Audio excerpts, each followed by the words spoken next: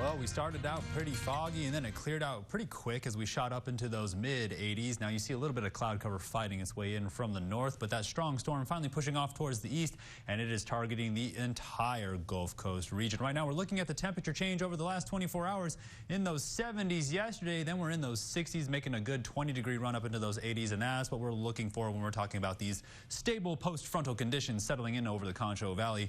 Right now we're looking at those temperatures across the entire Concho Valley. 88 in San Angelo. Everybody else touching into those 90s and those 80s, looking for the cool spots and the hot spots right now. 81 in Sterling City, 94 in Junction. That's a good 13 degrees across the entire region. A little warmer than we want it to be, but summer is right around the corner.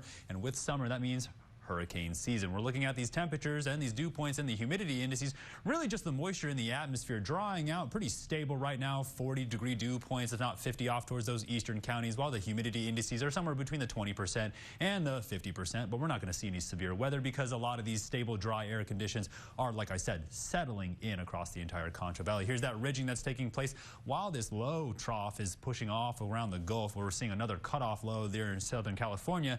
That could produce a little bit of rain shower activity by Thursday, but afterwards it's going to shoot right up into those triple digits. We're going to see this storm slowly push off towards the east as that cutoff low gets a little closer towards us near the middle of the week. But as we're watching these moisture values take along the Gulf Coast, we're really keeping our eye on this circulation. That's that low pressure system finally making its way in from the Four Corners, finally taking its time getting across the entire nation, where we do see a little bit of that concentration of blue in Oklahoma, just skipping over the Concho Valley. Right now we're looking at the severe weather outlook for today. It is really just targeting parts of East Texas all along that Gulf Coast region. And when I show you the satellite, take a good look. They have seen it all weekend long. That storm that took its time getting across is finally pushing near Florida, while another one is really taking aim there near Texas and Louisiana. Seeing a lot of severe weather watches, tornado watches, and flash flooding alerts for this region. But getting a closer look at the Concho Valley, you can see just stable conditions, and really the dry line's not even there if you could really pick it up on the satellite. Of course, we're keeping our eye on some of that cloud cover off near New Mexico as it makes its way in by tomorrow. We're talking about that 5K for the police week.